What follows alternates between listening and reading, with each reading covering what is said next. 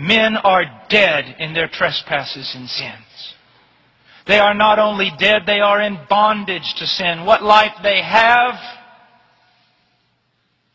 is only life to follow the prince of this air. They are haters of God.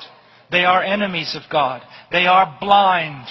They do everything in their power to restrict and restrain every bit of knowledge that they already possess about God. They work with all their might to close down their conscience so it will no longer speak to them.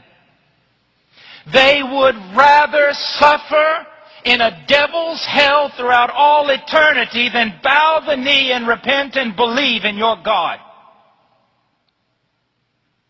Now, go try to learn an evangelism technique to bring them to life. Give long, drawn-out altar calls. Tell all sorts of soupy stories. Manipulate their passions, their emotions, and the only thing you will have is a group of twofold sons of hell. For men to be saved, there is only one way, and that is for one man like Ezekiel to step out in the midst of that valley and preach the only message God has promised to bless. And that is the gospel of Jesus Christ.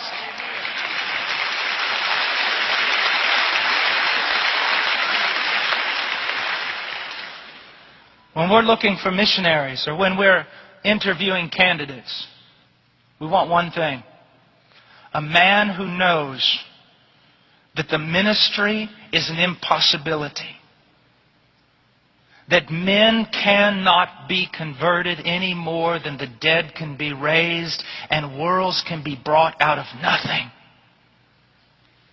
A man who realizes that he only has a few weapons of warfare, but they are powerful.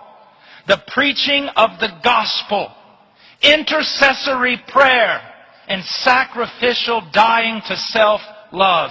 Give me men and women like that. We'll see the gospel advance in this world.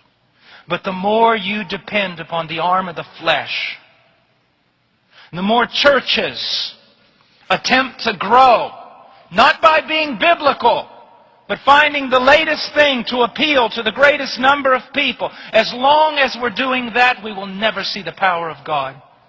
And the church,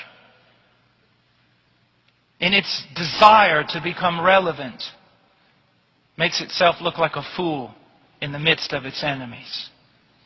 The church today in America looks like a Six Flags over Jesus. Because if you draw people using carnal means, you will have to keep people using carnal means.